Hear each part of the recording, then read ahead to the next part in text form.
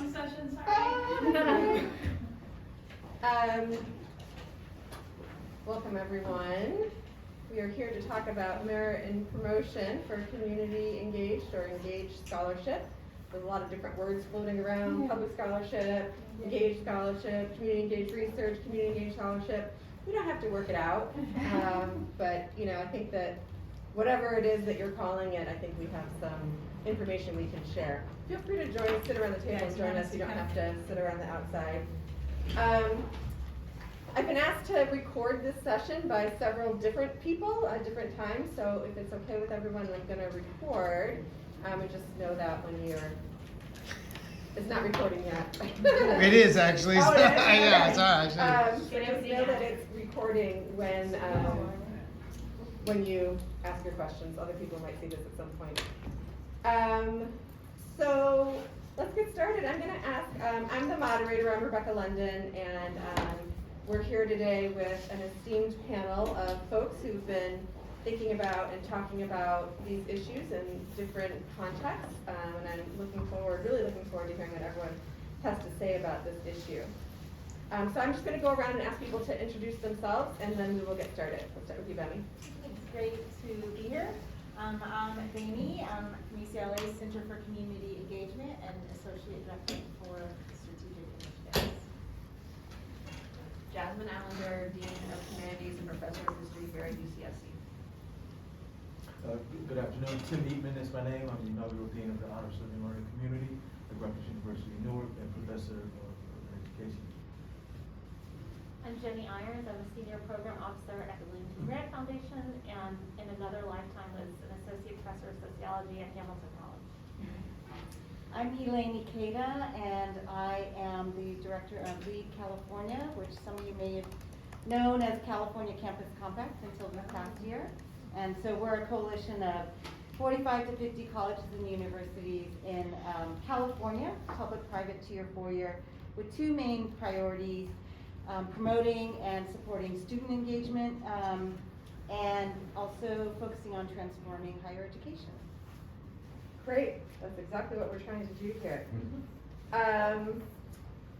So we just did our name, our role, and our institution, but it would be great to start off with, what folks have been learning about, or thinking about, or pondering regarding promotion and tenure for community engaged or public scholarship, just to sort of set the stage of, where you are in this, and then we'll go into a little bit more detail. So why don't we start on this side? Okay. So unlike others here, I'm not on one campus. So our role probably is more of a convener, a strategy consultant, sort of. We focus on building communities and networks. So all to support faculty and administrators who are doing community engagement. I would say we've done quite a bit in the past, educating the next generation of faculty, doing some work around graduate education and professional development. With Dave and another colleague, we ran a 1.5 year faculty fellows program that focused on service learning for political engagement, but as a part of that, it actually sort of a side outcome was that we had tenured and untenured tenured track faculty, and there became this sort of mentoring component where many of them supported the junior faculty, and I'm pretty sure, you can correct me if I'm wrong, that every junior faculty got tenure who went through our 1.5 year long program. Wow. Great. And then we also have done things like communities of practice, one in particular, Bridge Building Leadership Institute, to support the sustainability of people of color in our field. And obviously with the pandemic, I would say promotion and tenure slipped to the background.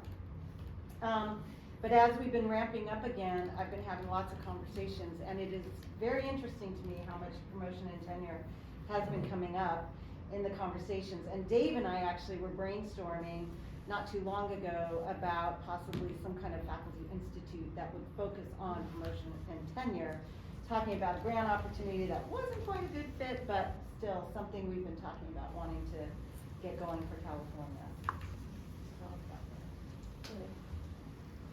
So, I work at the William T. Grant Foundation, which supports and funds social science research that examine ways to improve the lives of young people. Most of our grant funding goes to major research grants. We also fund career development programs. Emily Ozer was a William T. Grant Scholar, and that program is really focused on supporting social scientists who are looking to stretch their expertise in some way. We come at this issue because we fund social science research. We think it's valuable. We think it contributes a lot to the so-called real world, as we used to call it when I was in academia, and can do a lot to improve the lives of young people. And yet, we also know that social science research is not often used, and there are a lot of reasons for that. There are a lot of barriers to its use. One of those barriers is that engaged research that is responsive to the needs of community policy partners is not often valued by institutions or the academic world more generally, and is not incentivized. So one of the grant programs we developed at the foundation a few years ago, and I won't go into it in a lot of detail right now, but is the Institutional Challenge Grant Program. And that program has been in existence for 5 years. Initially, we only funded one institution, but we partnered with Spencer Foundation and Doris Duke Charitable Foundation to fund 3 grants per year. So we now have 12 grantees. And we fund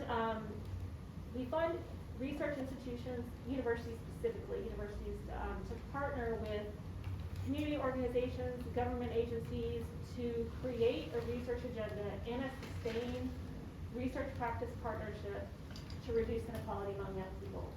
And a key component of that is both to support the community partner, or the research partner supports the community partner in building capacity of the community partner to use research, but also the institution itself makes a commitment to engage in institutional change, somehow to incentivize this kind of community engaged scholarship.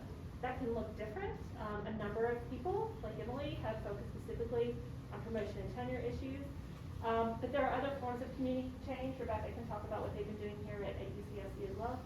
But so we've come into this conversation for that reason, like really trying to think about how to get institutions to transform the way they support and incentivize this research. So we do that as a funding organization. We also recently have become part of a wider network of funders that are thinking about how to transform academic incentives across academic institutions. We're trying to talk more about later. Okay, great, thank you. So Emily Ozer, who's right there from UC Berkeley, and UC Santa Cruz were both recipients of this Institutional Challenge grant program, and we're together with Bemmy and others in the UC system working on this issue. Yes, back before my hair was white, I had the good fortune of working on this issue with a national consortium called Imagining America, Artists and Scholars in Public Life. And looking around the room, I know that many folks are tuned into that work. And, you know, you asked me what I've been thinking about. It's been some time since we began that work, and there are many pieces that are built on that and connected to it. But I still am fascinated by the myopic, you know, view, the small sense of understanding what knowledge is in these institutions of higher education. And that manifests in a number of ways, right? So when we look at the percentage of, you know, full-time faculty on a tenure or tenure track, it's, you know, less than 25%. That's crazy. Students come in and out, administrators come in and out. The citizenry of the institution is the faculty. And so, you know, this is really important if we're thinking about, in serious ways, the kind of you know, way that we want to engage this democratic experiment. And, you know, this question of the artifacts of scholarship, we're in the 21st century, right? We can be far more expansive about understanding, you know, what it looks like, right? We've got a graduate student network at Imagining America. I say we, but I'm a has-been. I'm no longer in the leadership. Now we have Erica Colorinas, and Imagining America is headquartered in this great state, actually, UC Davis. But, you know, you know, we had a graduate student network, and I'm thinking of all of the ways that those young people would just manifest, you know, knowledge, right? I'm thinking of Nick Susanis at San Francisco State with the graphic novel Unflattening, first dissertation in comic book form Oh my God. at Teachers College, published by Harvard.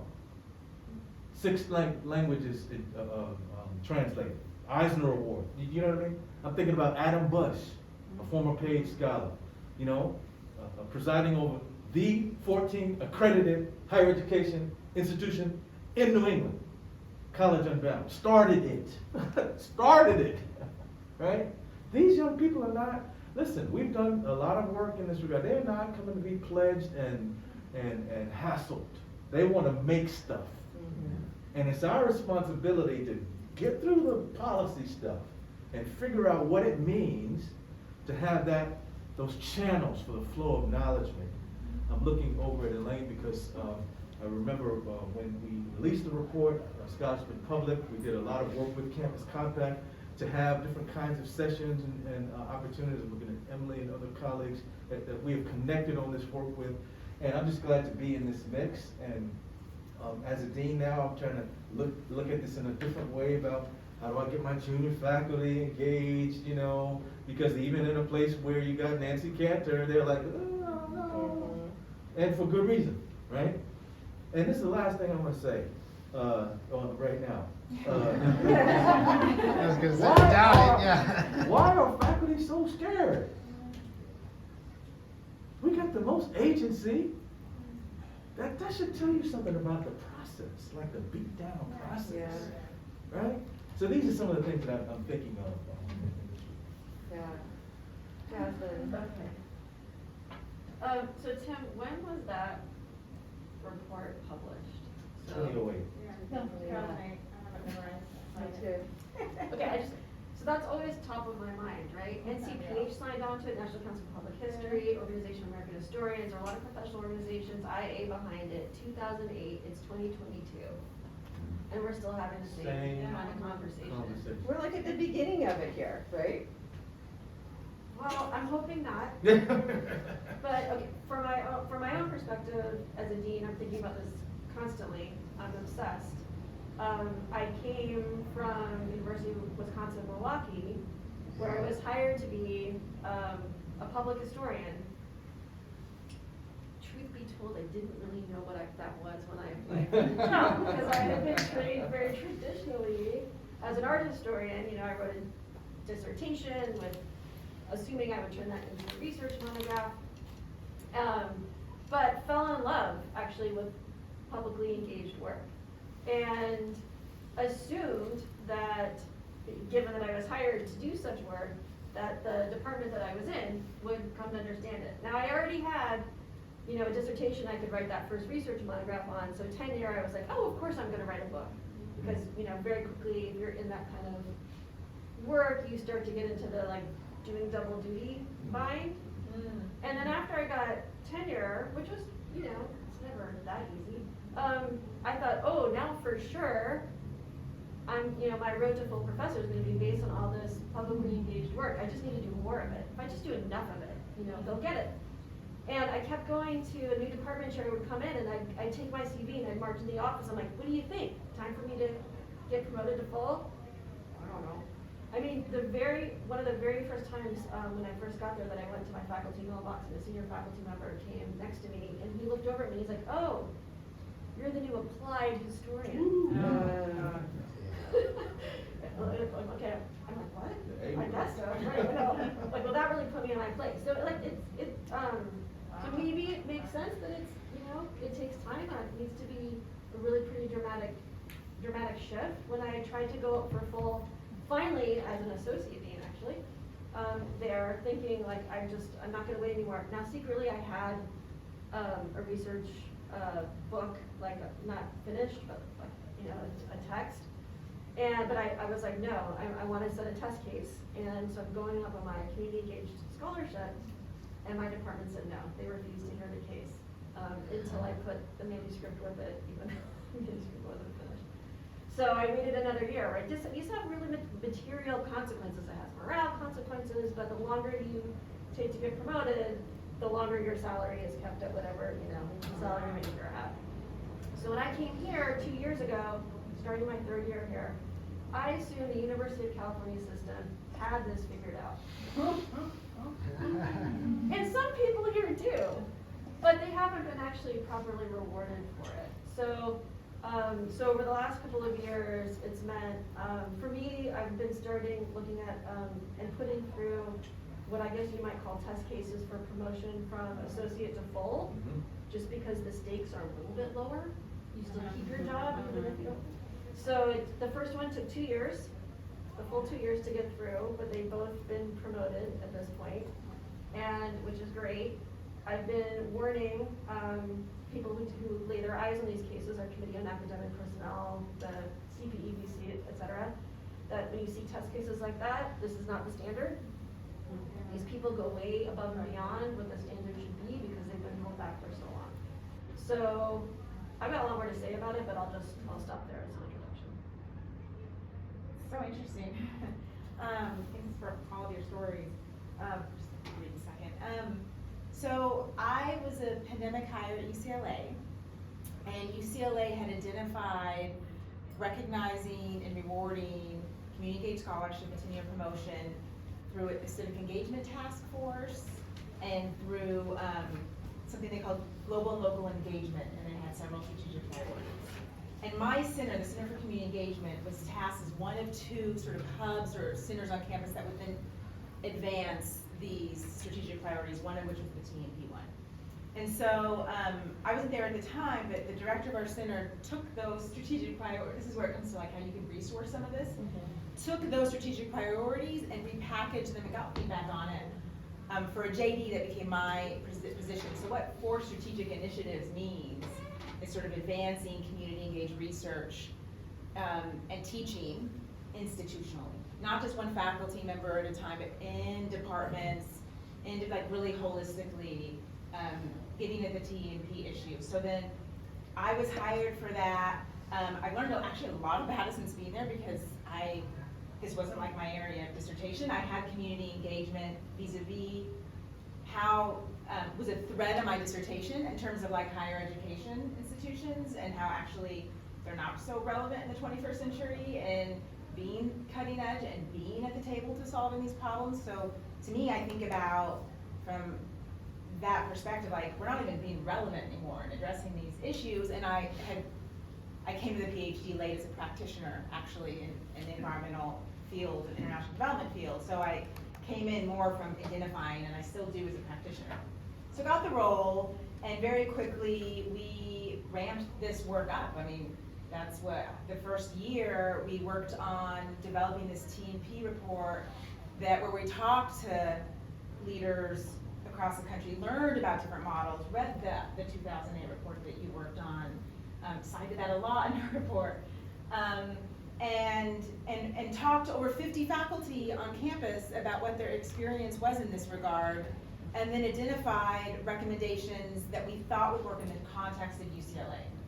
And so, but the report is just a report. What you do with the report, you kind of, in a way, the report was the easy part, to be honest. So then after that, it was about what do you do, how do we use that report as sort of a catalytic moment and as a leveraging point. And so then, from that point, it was about having many conversations across campus with our CAP, Council on Academic Personnel, with different faculty executive committees, and where we got with affiliated faculty or who identify as community engaged scholars. And during all these conversations, there were some really tough conversations where you could really see resistance. Why is this necessary? And a whole host of other things, and actually fear of this change. I mean, when we sort of analyze some of the themes of this resistance, there was some fear of this change, and things like that, or a critique of how much extra work it could be, and things like that. And so, but from that, over the course of over a year, we made some headway, and the Academic Senate, and through, again, a lot of sort of actually community organizing, we can talk about that as our approach later, we did get some recognition. We finally heard back from our Academic Senate that they they got how this is relevant, they understood that this wasn't being recognized, they saw this as an issue that were hurting certain faculty. And so where we are now, where I'm sitting with this now, is we've sort of gotten the green light to work with divisions to develop criteria that would be relevant vis-a-vis their divisions. It could be a model that could inform other divisions, and we're hoping to see that as being catalytic itself. And so that's where we are now, along with some of the other work, like working in the UC Community Engagement Network, which I think can be powerful. We can talk more about that later, and some other engaged department building work. Yeah. But yeah. The UCLA report's really fantastic. If you haven't seen it, it's easy to find online, and I think we have it on our resource list. But it's really good.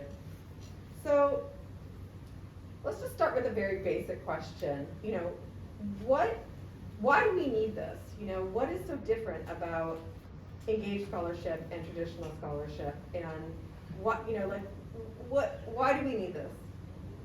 We heard earlier Chancellor talking about, you know, or in our Chancellor talking about metrics and counting things, right? But what's so different? Why is it so different? And maybe this is a stupid question, but you know, I like to think about, like, what are we hoping to be recognized, I guess, that isn't being recognized now?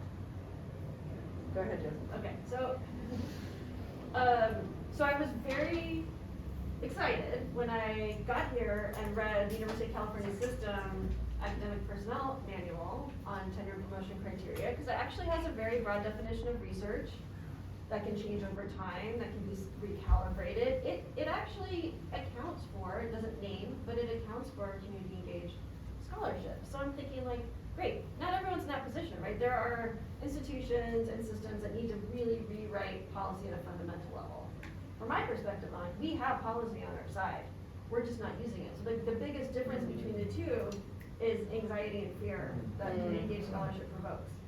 And a complete misunderstanding or lack of understanding about how to assess that kind of work. So the first year I was like, we don't need to clarify promotion and tenure criteria for community engaged work because we already have the policy that we need. And then I realized that wave of anxiety and fear and people saying, like, I really want to support this, but I just don't understand it. Like, you need to write something down for me. You need something in writing. And so this last year, I've become more convinced that we, maybe not policy, but we need really kind of meaty guidelines to give to faculty, to department chairs, to deans and other divisions that draw on the UCLA report, that cite EPM, the state system policy, that draw on the new MLA guidelines that came out August 2022. They're excellent. They're really good.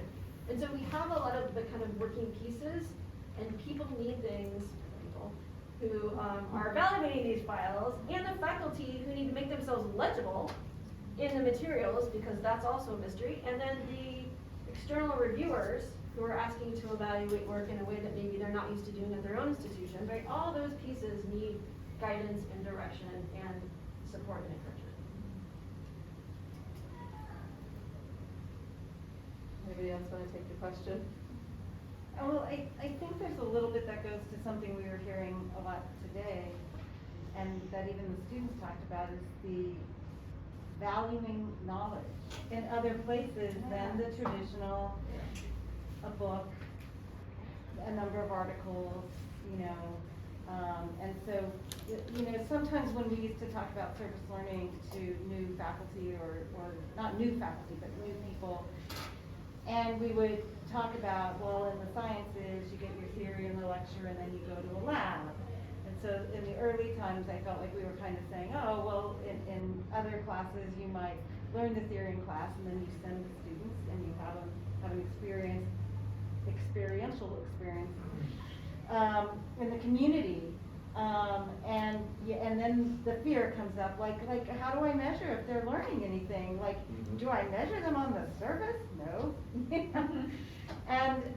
And I guess one of the reasons we focused a bit on graduate students was thinking there is no training in most graduate programs on how to teach, how to write a learning objective, my sister's was a civil engineering faculty at the University of Nevada, Reno, and I went through the UCLA higher education doctoral program, and I learned about outcomes and, you know, how to write all that. And I remember after I graduated, and she had been teaching for a number of years, because we're getting a training on how to write outcomes.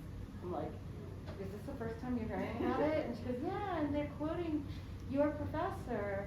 I remember you talking about this. Oh my God, you're getting it now. You've been a faculty member for 10 years. So those are some of the challenges, I think. But the fear of not knowing how to translate this into how I evaluate learning, and then making a case that this is as legitimate as anything else.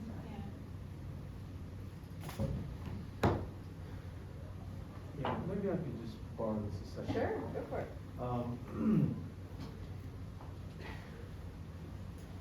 This is a conceptual map that, I've developed and used a lot to talk about the key elements of engaged scholarship. Oh, it is complicated enough. I know. Chad, man.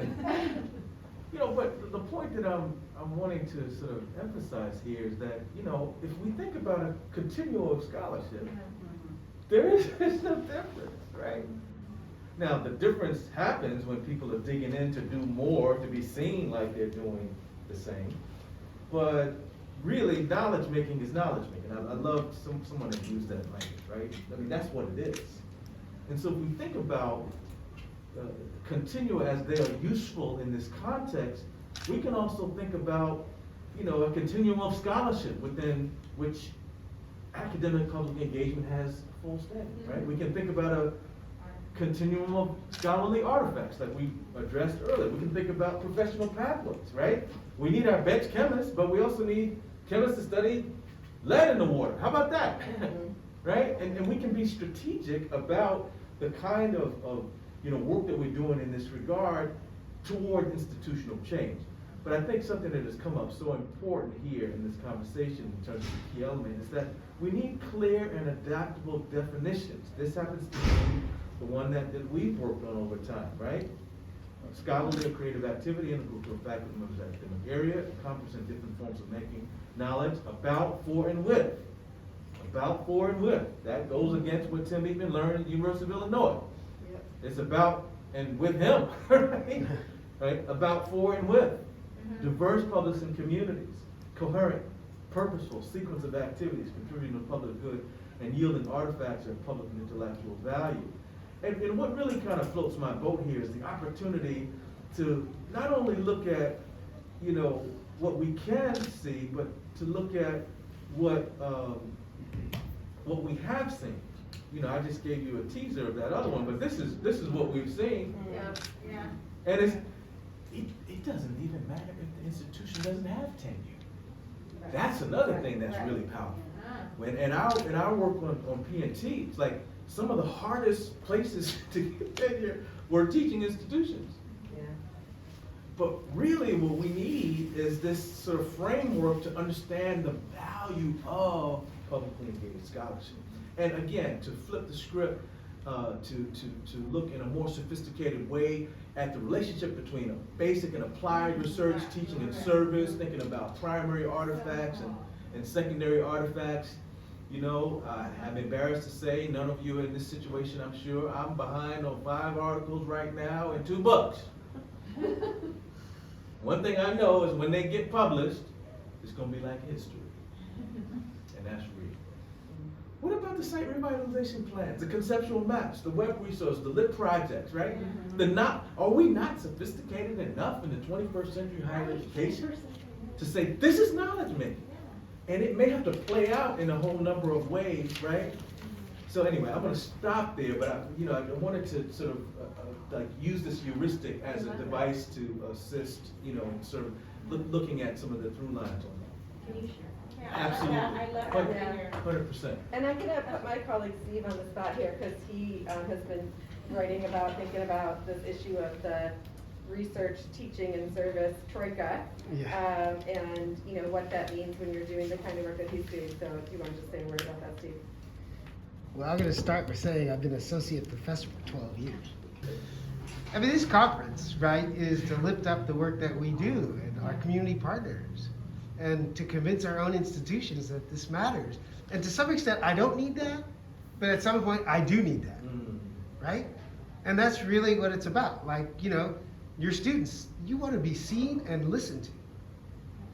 And, those students, they don't need us to tell them that, but they do need us as a community to lift that up. And, this is just why we go into the work. Why do we spend every weekend doing this kind of work, be on community boards? It's not always to be recognized here, but, this is our profession. And so we also want to transform our profession. And, I think it's just incredibly hard to continue to do the work and be, make that satisfying enough. It should be, right? But at the same time, it's not always.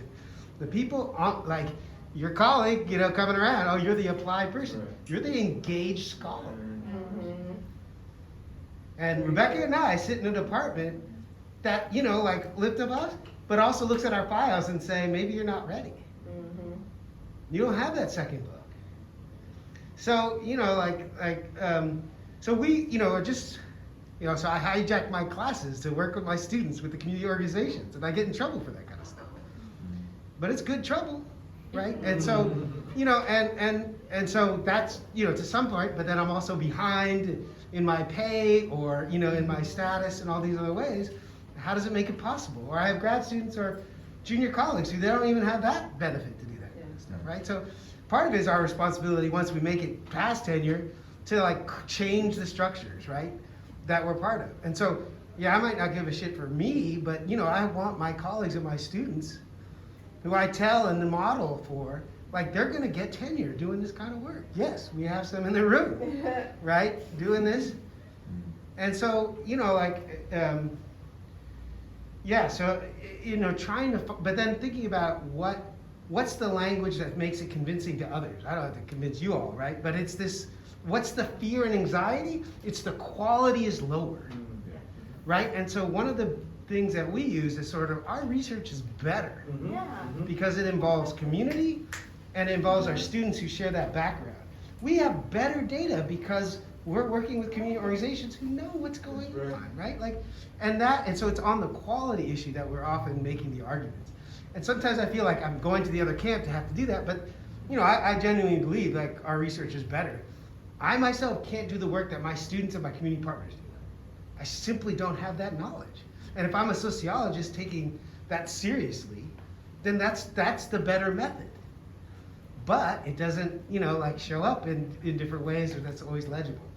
So it's trying, for me, thinking about what is the criteria of excellence, impact, validity, but showing how our model does that, right?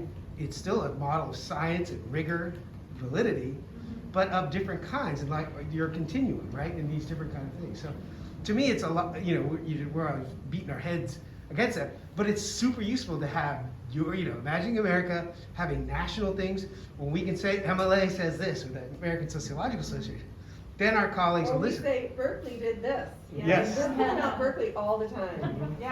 I'm so glad to hear that. So, just from the work, again, just trying to figure out how do we change it. And just like a quick add-on, Steve and I, on a Friday night, driving down with another colleague to go to the event at the Santa Cruz Community Foundation, right, fighting traffic on a Friday night to go celebrate a set of grantees. Is that research?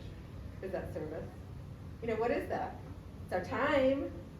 We're not doing it for the free food. That was good, right? Is that research or is that service? I think that's research. But I'm not generating data, didn't result in an article, but being part of the community is part of the research, right? You can't do the work if you're not there. Right, and it's part of gaining the trust too. Yeah. So that you can do the work that ends up being more effective. Right. And I think some of it comes down to and this is I think some of what I've heard is epistemology. What is knowledge? Who can produce knowledge? Different knowledge, being inclusive of different knowledges, it connects to epistemic justice. I was talking to a colleague the other day who was talking about, how they're framing of this issue to colleagues, and actually shifting from framing it around, cause you'll often get, well, this is extra labor for faculty, and they had shifted from trying to argue around that to actually, this is an epistemic justice issue, because who are the scholars who tend to be attracted to this kind of scholarship in the first place? You're not recognizing, you're making invisible that work, and it tends to be deeply integrated across the research, the teaching, and the learning. And I also think back to something that you said too, like we are in the 21st century. We have very complicated, entrenched, interconnected, complex challenges. Sure. And could we please move beyond just books and journal articles? We need to think more innovatively. These issues call for thinking more innovatively. We need to think outside of the box. And we need to think more about just one person off, because to tackle these problems, it can't be just a sole author thing. So how do we recognize, and collaboration is harder than me just writing something. It is. But the inverse is happening. Public impact is about, or the impact factor is about some obscure, it's so inverse. It's about an obscure journal with a paywall that no one's reading. How is that having impact? That to me is the opposite of impact, that no one in the quote unquote real world that our partners find as meaningful impact. So let's talk about impact. Can I just throw Yeah, go for it. one other troubling thing in the mix here? Oh, man. And like, Steve, it's your fault, man. You started this. I forgot I was recording too. Oh. That's all right, I'm recording. That wasn't Steve, right? That was, That's right. That was, Yeah. That was Mark. The issue is around peer review, right? Yeah. We gotta get a lot more sophisticated. Who are our peers? But Steve was talking about the people that know the most about the work.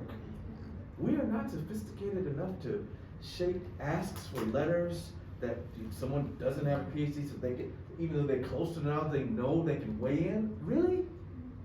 You know, so I think if we're serious about, troubling that, then we need to really be expansive in our thinking about what peer means. I just want to inject that, Yeah. as a punctuation in the conversation. Knowledge production, yeah. Can I follow up on that? Please. Okay, first of all, I just wanna say, like, think outside the book is maybe Come on. everything. Good. Yeah. So, Ann and I were talking a lot about peer review last night, and in these, draft guidelines that I've been working on, and I have a section on what about peer review, because anxiety producing like peer review, and ideas for what alternatives could be to what people would expect if it was a book or an article kind of peer review. So we could talk about what some of those are if you want. But then it also made me think, it's like, let's not assume that the way peer review operates for books and journals is good. It embeds all the kind of bias through anonymous external review that you might imagine would happen, and creates all sorts of anxiety for those who publish in those kinds of arenas too. So the peer review as a construct, the way that it currently operates, needs to be completely rethought, not just for publicly community engaged scholars, but for people writing books and articles too. Yeah. So, this is, I want to push us towards a conversation about, what is social impact? And how do we measure it?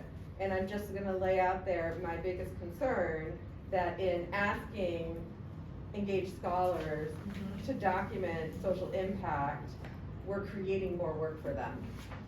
And so I just wanna be mindful that this may generate something that we say we don't wanna do, because we don't wanna set up a two-tiered system of how to advocate for yourself in the promotion process. But what are impacts that we might think about? And I don't, I wanna go beyond, oh, we changed this policy or that, whatever, like really about the work itself, and not about whether or not it generated change, because generating change isn't always the measure of impact.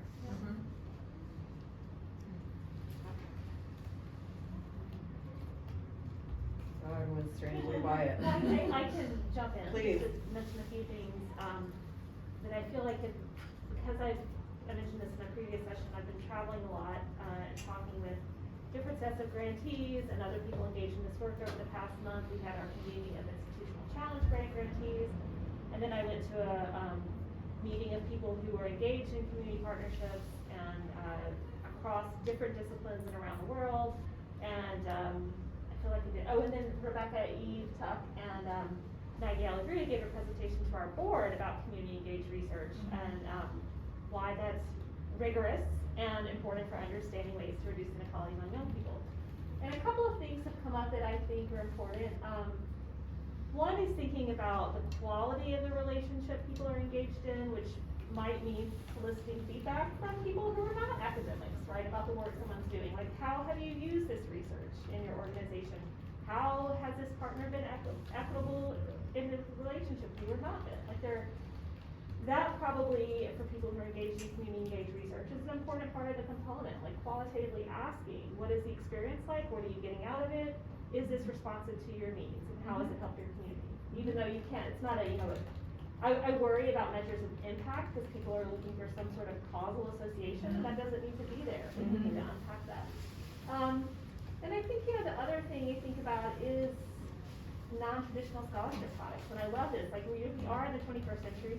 One of the programs we've had at the foundation is a rapid response research grant program, which was created after Trump was elected to say, all right, we fund research takes a long time, how can we do things more quickly to help all the ways that youth are gonna be damaged by this presidency. And so it brought together researchers and policymakers to act on urgent, timely issues to bring research to bear on a question. So the idea was, there's a researcher out there who has a lot of knowledge about something, who can come together in partnership with someone who's trying to get a policy passed, whether it's an organizational level or a local level, to make change.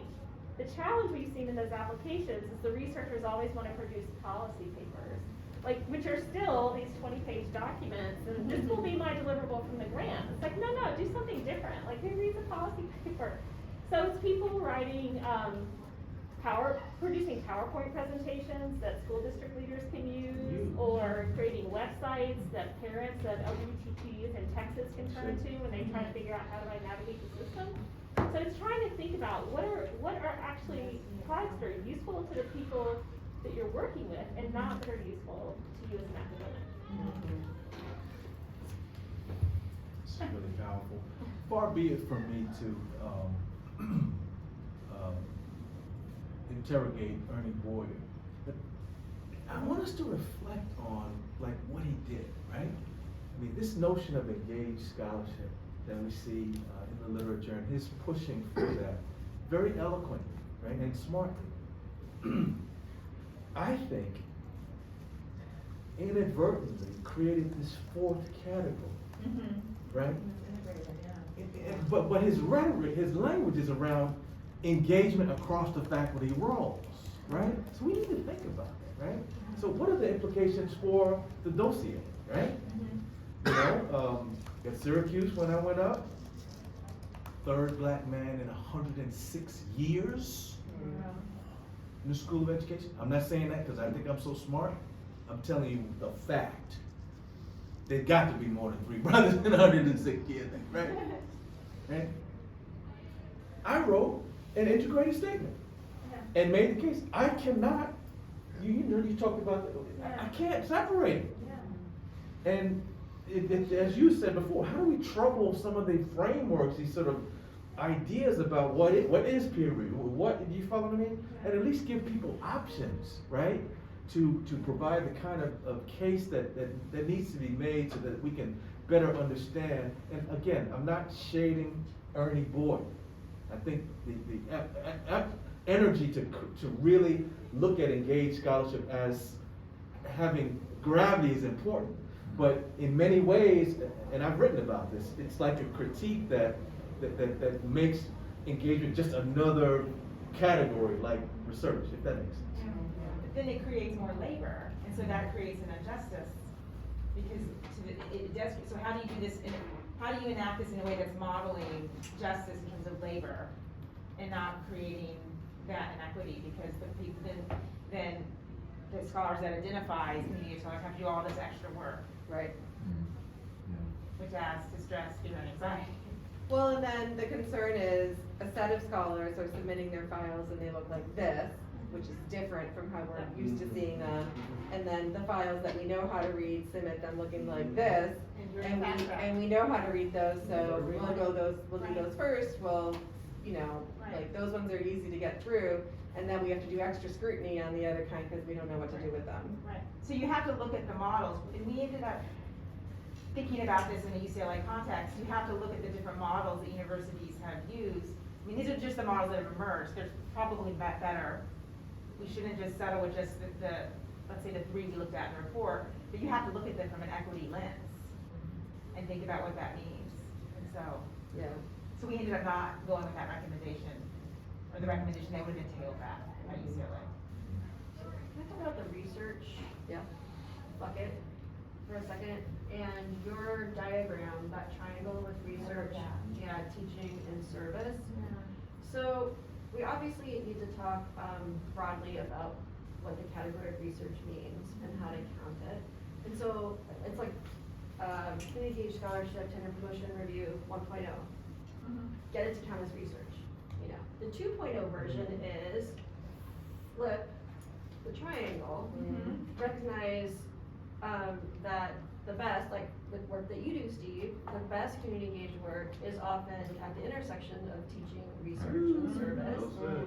It can't be just necessarily pulled apart one from another, but precisely because research is at the top of the hierarchy, to have things fall into that any other bucket has meant that work looks less important, right? Yeah. Less official. So Yeah. We reproduce hierarchies that way by exactly. trying to make it count. And we got called out on that, and trying to like make it legible research. We got called out at UCLA that we were in a way, or in a conversation group, that we were reproducing some of these hierarchies by trying to make it like in the 1.0. Right, yeah. So I started to call it like scholarly activity, Yeah. but the buckets are a problem. Do you think there's any appetite for combining or recombining those buckets? I've started to write in my dean's letters to support these cases, sort of charting this out. So at the very least, you need to think about this as research, but better yet, Right. rethink the categories that we're using and how they That's right. work together. I mean, I feel like that would be a huge innovation that we could offer to the field if we were able to do something like that on our campus. I just don't have a sense, you know more than I do, whether folks would be willing to go along with something like that. I think they would. There is one UCOP document on excellence that I saw that in your guidance, yeah. it's like this bizarre document. I'm not even sure exactly when it was. It's like, there's no date, there's But no, it has it's this like a one secret line. link. It has this one line where it says, teaching, research, and service can be synergistic. Oh. And so I'm putting that language every day. So I don't know if it means that actually one might need to revisit APM, because they really, that policy really articulates the buckets separately. And so what you wanted, but on a campus level, we could absolutely push to have them be something that's thought about together. So on our campus, our letters are supposed to look like research, teaching, service, and then contributions to diversity, equity, and inclusion as its own separate category. And in our department, we, in the letters that we write when our faculty come up, we put DEI in every section, and you have to have that last section, so then we just repeat it in the last section. But we are trying to subtly, or not so subtly, make the point that DEI is not its own category.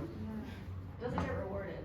It doesn't get rewarded anyway, but still, we're trying to there's not really 4 buckets. What? You don't have to do that in your letters. Okay, well, in our department, we do that. So let's see, what's our next question? Oh, this is a question for you two. So what do you think the role of organizations like Lead California and foundations like the UT Grant Foundation could be in driving or supporting the change that's happening? You all have a voice that can be lifted louder than maybe, one small, not full professor working her damn hardest here at UCSC. Okay, I can go first.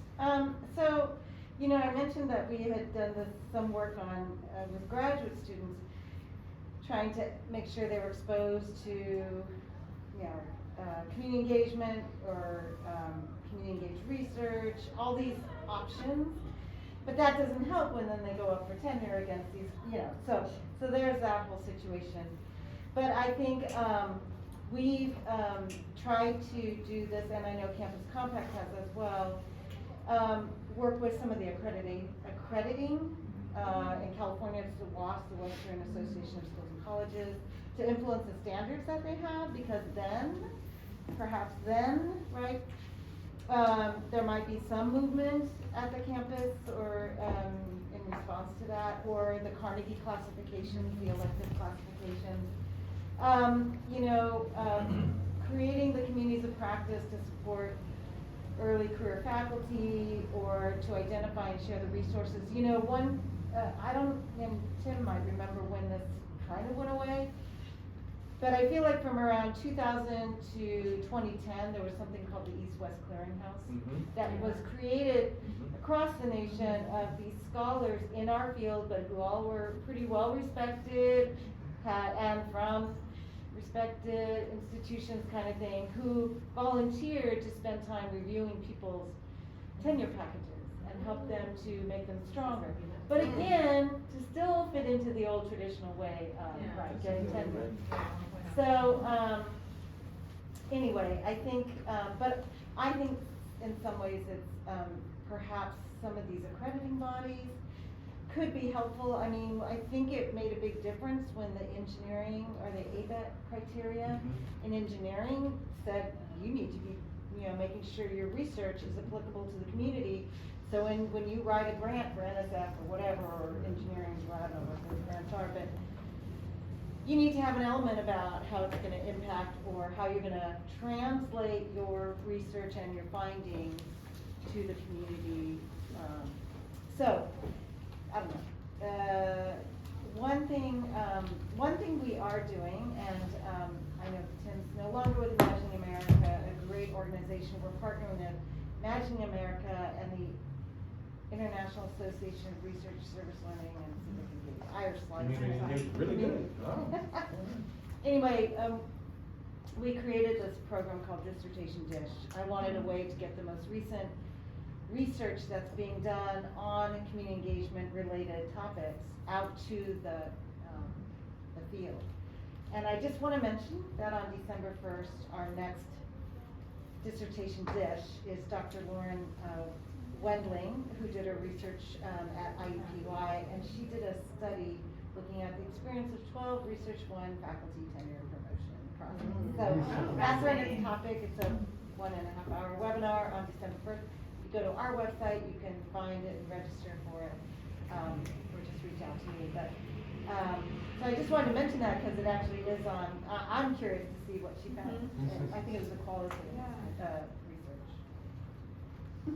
I'm so glad you mentioned the accreditation standards because it hasn't actually come up in conversations I've had recently, but when I was at Hamilton, I served on, I don't know, some committee where we were trying to address some in middle states accreditation stuff. Yeah. That's serious business. Like, you know, universities or colleges are responsive to that, so it's, I think it's an interesting way in.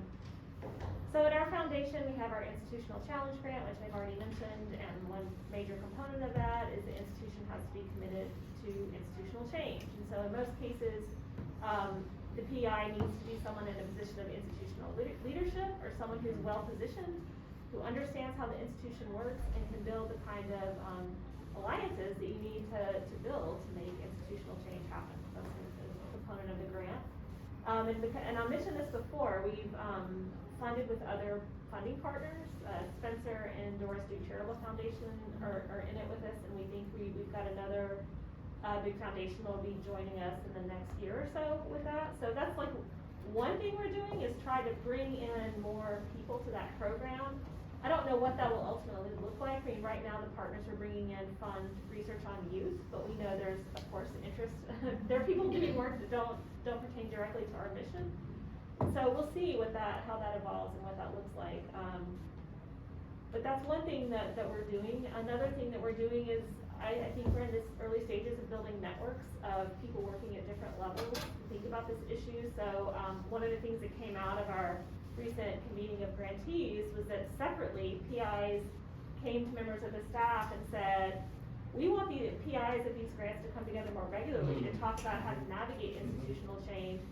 So Rebecca, Gina, and I, and Emily are welcome to join us. We're talking with Alicia Monestino, who's at Northeastern University soon, to think about what is it gonna look like to try to bring our grantees together and how might we expand beyond that.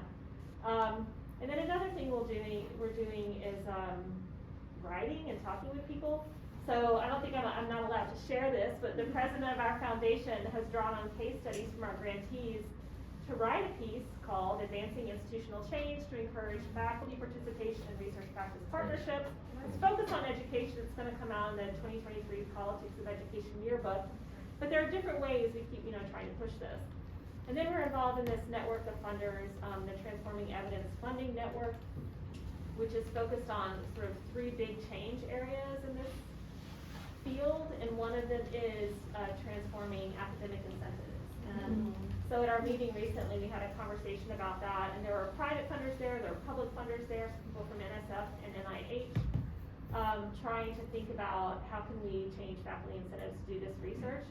And this group has been meeting for at least a year and a half, if not a little bit more, and I'm relatively new to it, but we're trying to think about what is it that funders can do and what are the ways in which we can come together, whether it's building funder collaboratives, creating some kind of big fancy award to recognize the people who are doing this well, but we're trying to think about things to do from our perspective that can help with this work. So I would love input on that or ideas that you all have about where we might focus our energies.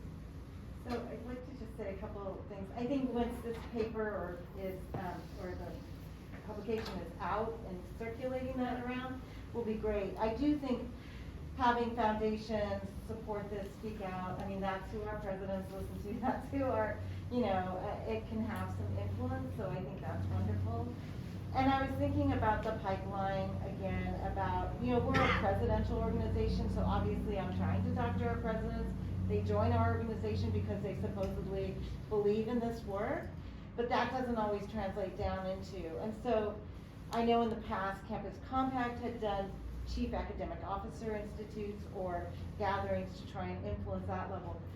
But, again, for me, it's keeping there's a sustainability issue of folks who either have gone this route where you're like, I'm just doing it, I may not be, but this is what's important to me, this is how I want to be a faculty member, this is what I want to do. And how do we keep you in the academy? And how do we get those of you who have an interest to move into deans, chairs, provosts? Because that then means the system will change. I am always thinking and hopeful that we keep talking about this sort of turnover of the population of who's on the Senate committee, who's on the, tenure and review committee. And maybe we're getting out more of the old entrenched viewpoints, and more of the younger faculty who are open to this are slowly filling those. That's my hope, but that could take a long time. So. Well, and if we want that to happen, we have to start teaching. We have to start teaching and supporting junior scholars to do this work. Right. Instead of saying, "Well, I went through this, you got to." That's a lot of what. Yeah. I saw that in my cohort. Formal You needs. have to go through this. Yeah, and instead of saying, as a junior scholar, like you just want to get out, right? Like as a grad student, you just want to get out. You don't have the time to partner well with community organizations. And I'm pointing to Teresa over here, who's on the job market right now, after in record time partnering with 2 different community orgs and across the country, and on the West Coast, and traveling all around the world with them doing her ethnographic work, and has still managed to finish up faster than most of the people in her cohort. So it's not true, what they say. It's not true. So, let's just talk about what we're all trying to do to make change, including synergies across our institutions. And I invite everybody around the table to talk about what you're doing at your institutions also. Maybe we've heard enough about UCLA and UCSC and Rutgers, and maybe it's time to open the floor and find out what others are doing. Go ahead, Mark. This has been great, so thank you for all of this work. I spent 2 years with colleague John Saltmarsh, which I think many people know, at UMass Boston, and a whole working group working on this. And I want to read you the result of the provost's decision. As part of the university's, if I can, Sure. as part of the university's evolution, we have sought over the years to make more explicit the university's expectations in personnel review. Community engaged scholarship is one area of review. Faculty members whose research focus is community engagement should have the results of that research, and then there's a parentheses, so I'll come back to that, results of that research treated equally with other areas of research emphasis. Now here's the parentheses. Research that is shared in referee journals or established publishing venues. And that was the result of 2 years of all kinds. So, first time it's ever even been stated though. So, there was something of an advance, and we have gotten it into, so we have a process of annual faculty reviews, and I don't know if every campus has that. Now we have that in the annual faculty review as an area to be reported, so it's an area now to be recognized as productive. So, but I think, so there's a level that people have been talking about there, but I think one of the things that we learned through this was just the need for a more grassroots effort in various, at the department level, because as I know some people were saying this, you can, even some of the, we went back to look at the policy, and actually our policy says, doesn't specify where any, this is actually a new addition, the actual policy that's negotiated with the union does not specify referee journals. It specifies scholarship and creative activity.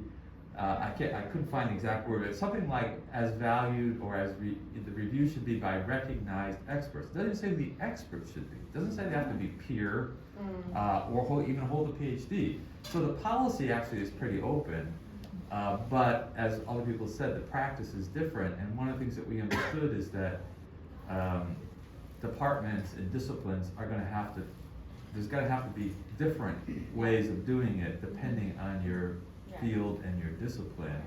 And unless the faculty, because in our co-share arrangement, our contract states the faculty lead in personnel reviews. So unless the faculty at the department level actually understands it and values it, then it's not even going to get to the higher level. So we tried to start, but we can't go across all the disciplines and all the places to do that. So I'm just, in that piece, I think I haven't heard too much about today, but I do think in the end is going to be really the critical piece. And people talk about the fear of faculty and things, but just understanding it. And then the last thing I just wanted to say is a contribution. So over the last 2 years now, for the very first time, I get invited to do external reviews for tenure, promotion, and promotion to full, based on the fact that I'm a quote-unquote recognized expert in community engaged scholarship.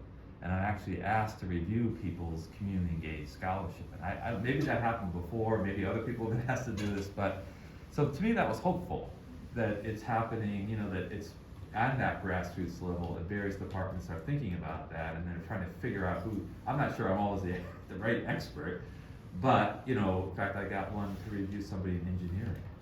And I was like, I don't know. I know something about community engaged scholarship, I know nothing about engineering. How could I be an expert for that? Now, of course, we also want folks in the community to be recognized experts to evaluate that.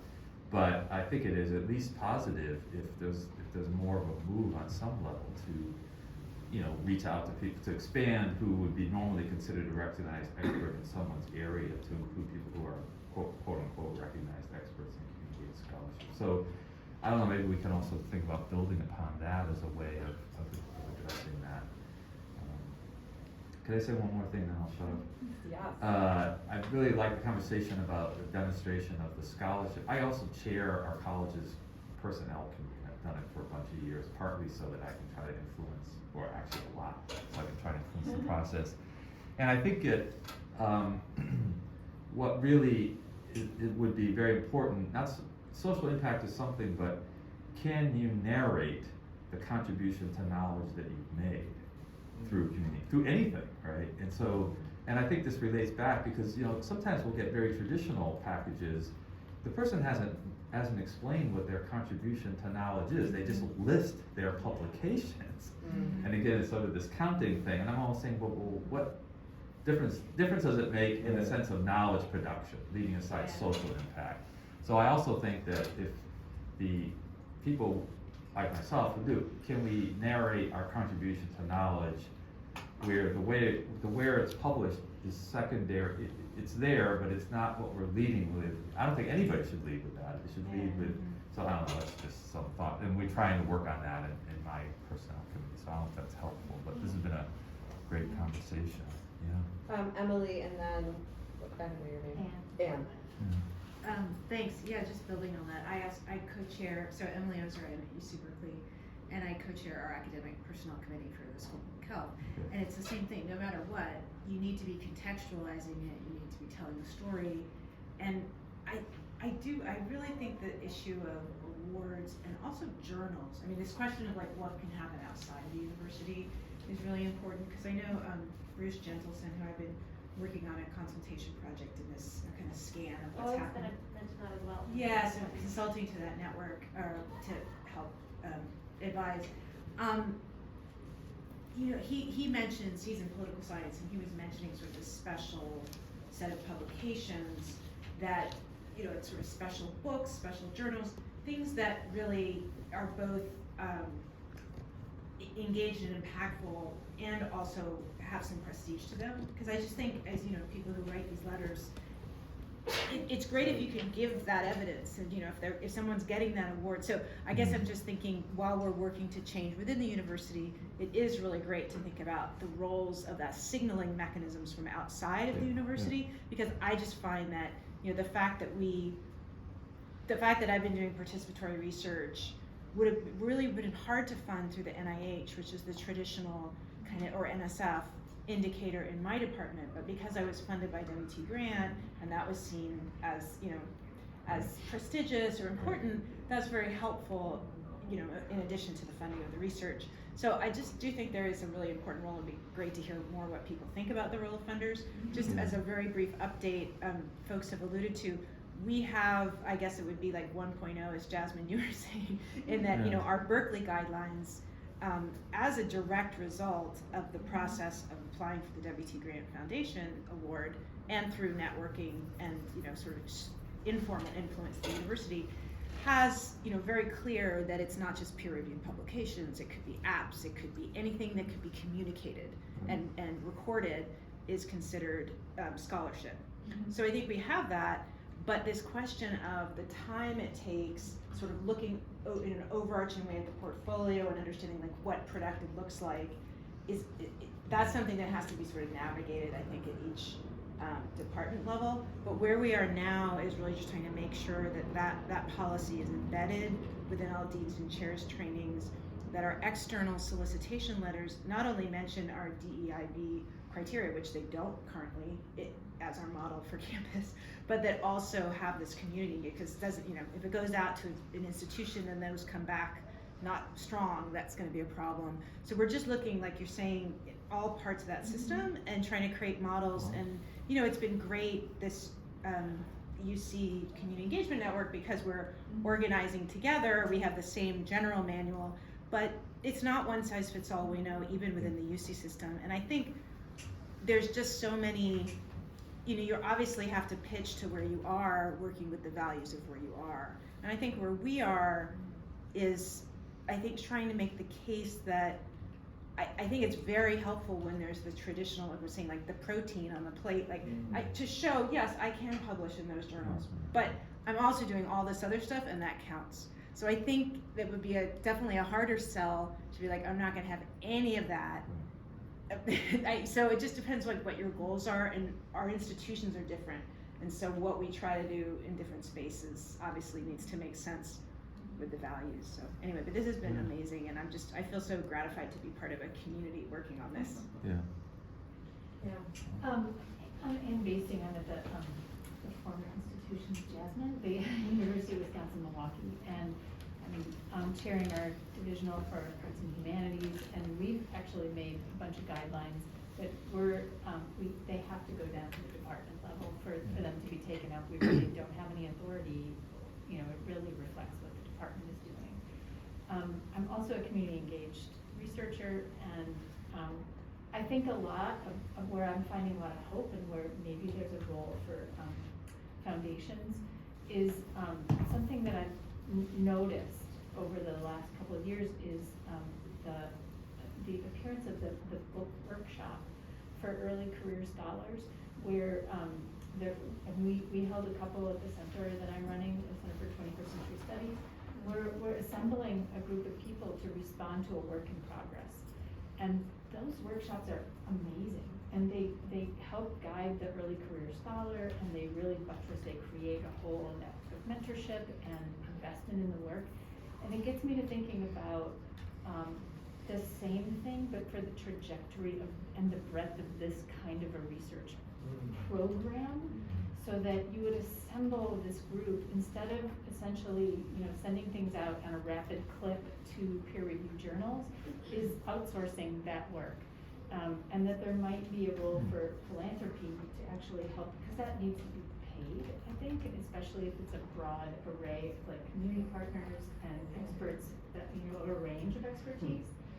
That positioning those kinds of workshops throughout the scholarly career of the researcher will be enormously beneficial, because you can take into consideration what the person's trying to do and the forms with which that knowledge production can take in a real diverse range of ways of impact. And I also just think about that this research takes so long, and you can get out to the place where you're putting out for external call for external evaluation, and you're just screwed, because you can't, the impacts are so long range. How do you carve it up? And also in my own community engaged research, we started getting really innovative about what our outcomes were. And one of the first steps, and that we repeated over and over, was the creation of a common language among the partnerships. And that was an outcome. And some of that was speaking to the funders in particular, but I just use that as an example of something that can be created as an outcome that you can talk about in the trajectory of that long-range research practice. Anyway, that's about all. I think I've run out of steam. I have like 85 other notes, but That's great, thank you. I have up here on the screen, Steve and I have been working on, and Jasmine's been working on for the humanities division. Steve and I have been working on for the sociology department, a set of criteria that can be adopted. They haven't been adopted yet, but we're, hoping it's going to go through. But with, based on the UCLA report, the MLA criteria, the work that Jasmine did unearthing like the minute details from the esoteric articles, PDFs that she found out on the dark web or something. I don't know where she found but so basically 3 criteria: rigorous methodology that includes a component of engaging in ethical and collaborative practices that produce value add to the research process. Significance or impact, which has a lot of different kinds of ways to measure it, but just that there's a contribution to knowledge creation in the academic field and public or community context, that it's serving both. And then effective dissemination in terms of communicating the findings, maybe not through a 20-page policy paper, right, that's not going to be read, or a 150-page report that we used to call doorstops, but through ways that can reach the publics you're trying to reach. And so, and we have we've got all of our great citations here. Minnesota's criteria that they build off campus community partnerships for health. So a lot of this has been, like, this is around for a while. Like, right. If you look at CCPH's criteria, I mean, it's around. So it's like, we're not inventing this, we're building on something that. And you want to talk about a robust resource. CES for Health.info, which is not in play right now, had that toolkit focused on public health and promotion of tenure. It was Yeah. fabulous. And it's Kathy not there Jo- anymore? It's not there anymore. Kathy Jordan let that work. It's easy to get her. Oh, See- we redid it with them. Oh, I did? It was on our website, no, it's on their new website. I need it. And Minnesota's is built on. Yeah, exactly, yeah. It's Minnesota, like they cite that. Yeah. And then we took that and we're using that as a basis to adapt to the UCLA context. We cited it. Yeah, I need, okay, I need to get, but the Ours thing, is about five, yeah, we But- redid it 5 years ago. but the thing about that We're gonna research, try and make it easy on you to get the resources. Oh, cool. well, which is, just the thing about that is that, you know, We need communication. Kathy did these trainings huh? Long time ago. Yeah, right, on what it means to peer review for the resource, like, right? Anything but a book or an article, could be a syllabus, could be a video, you know? And I never did the training, it was too intensive, I didn't have the time to do it, but it was that kind of thing, and I think we should revisit some of that. Yeah. Can I say something about funding and Please. how important grant funding is, generally? Where do I even start? So one sense I've been getting from my faculty, back to the sort of anxiety side, is by promoting publicly engaged work, I am demoting people who write books and articles, and not my intention. And we're gonna have a book party in December, just to celebrate all the books that have been published in the last few years. It's not a zero-sum game, and one area I think that we can really connect around is how little research funding there is out there for any of this work. I mean, especially humanities, you know, humanistic social science and social sciences more generally. NEH 2022 was funded with a budget of $180 million. These are just sobering reminders. NSF $8.84 billion, and the NIH $41.2 billion. And so just in terms of like the money that's out there, this isn't important just because it gives legitimacy and shows value for what kind of research, you know, gets external funding. But those external dollars create the research infrastructure to keep building research and having it move forward. And so we have institutions now that have research infrastructures that have been built on NSF and NIH grant dollars, essentially, that are tailored to the sort of STEM research engine. And so in terms of like, you know, finding common ground, if we really want to uplift all this research and see that it has a place where it can be continue to move forward in institutions, that kind of external grant funding to the kind of work that we all do is crucial. And I would add that I once sat in a meeting with the provost and the major private funder, and I had a report for the investment in the work that we were doing, of millions of dollars that we'd gotten generated from this work, and the provost said, how many indirects? And How many I what? said, I don't, Indirect costs. Oh, indirect, how many no. indirects? And I said, I don't think you mean to say that you don't care about direct funding. She goes, that's exactly what I mean to say. With the funder at the table. And I just think that that's what you're talking about. Like, it's not just the amount of the funds from NSF, it's the negotiated indirect rate that doesn't exist for, yeah, yeah, Wow. exactly. I hadn't thought about it that way, but. Wow. Yep. I get that all the time. Yeah. Well, there's only 15% or Yeah. 10% on your grant. It doesn't Yep. count. What do you mean it doesn't count? What about all the big graduate students we're supporting with that money? What about the, you know, the work in the community we're doing with that money? What? Sorry, it gets under my skin because I have to fight that all the time. Wow. You know, I know it's hard, but I mean, if you think about Chris Neufield's research, right, and kind of unpacking like the investment in STEM that the university has to put up front, right? In some ways, it's the humanities and other that is funding that. Absolutely. Oh, wow. All right. I mean, you know, so I'm gonna go there right now, but like we really ought to sort of be interrogating that and asking these kinds of questions. Yeah, and then ask the question, well, what are we actually getting for the 10 or 15% that we're putting in for indirect? Because at our institution, there's very little support. Yeah. Anyway. One of the things that I hear a lot is, well, you got this really fantastic grant to support institutional change and you're able to start your center, so you know, like, good job, keep going, like, go get all the other ones. Yeah. And I'm like, What other- I'm being funded by the entirety of the set of foundations that fund this kind of work. There isn't another There's not set. another one. There's not another set. I won the prize, and that was it. You know, there's not 17 more. Yeah, I'll just say this real quickly, and I've only heard Adam Cameron, our president, talk about this once, but those of you who do education research may know the Institution of Education Sciences stopped funding research practice partnerships under the executive director appointed under Trump, late in the Trump presidency. I heard Adam, well, you were there for this conversation? I don't At our know. board meeting, but, so the only person the head of IAS is answerable to is the National Board of Education, and the Biden administration has not gotten around to appointing new members of the National Board of Education. Well, I guess they just announced today they've appointed people to the National Board of Education, or National Education Board, and these are people who can hold the head of IES accountable for responding to guidelines just laid out in a report which calls on IES to help people produce research that's more useful. So like to push back towards, let's do more community-engaged research through partnerships.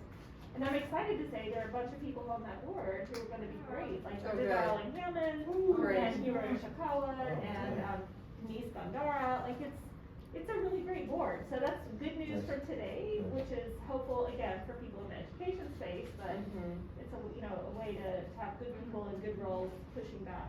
Right. That's good news. Yeah. Yeah, I didn't see that was released today. Well, anybody have any final concluding thoughts they want to share before we wrap up? Sure, one thing, I think I might be the only person at the table who's not an R1. And I'm just sort of, so I'm just a place that really is an intensive research institution. I feel like the process for getting tenure at the small kind of liberal arts colleges where I've been through that process is different. And, not to belabor the kind of different institutions or the processes, but it does make me wonder about the messages we send to graduate students in R1s, because even those of us who teach at small liberal arts colleges got trained at R1s. And so, thinking about your comment, Tim, about why are we so afraid, I think it's because from the very first moment we enter our doctoral programs, we're in this environment where we think, oh, we can never do this kind of research. And in fact, I feel like there's a lot of institutions where you can. And I was talking to a colleague of mine who is the same place where I am now, which is, a very mission-driven Jesuit institution where we were saying, we actually think our tenure and promotion committee gets it right at our institution on this. So anyway, just maybe it's a bit of a hopeful note, but just thinking about that there are some places where it's different, and I know I've been asked to write letters. Interesting, I've been asked to write letters for people doing community engaged work at other small liberal arts colleges, but never in an R1. And so there's like another ecosystem out there, and I think it's just good to remember that, especially for people going on the shop market. Yeah, thank you for that, I appreciate it. So, just share that. Well, thanks to our panelists, let's give them a And we'll send around the recording minus my badge. I feel like we should edit that out, and the place where we cast shade on our department, we should also edit that. Yeah, I gotta stop it.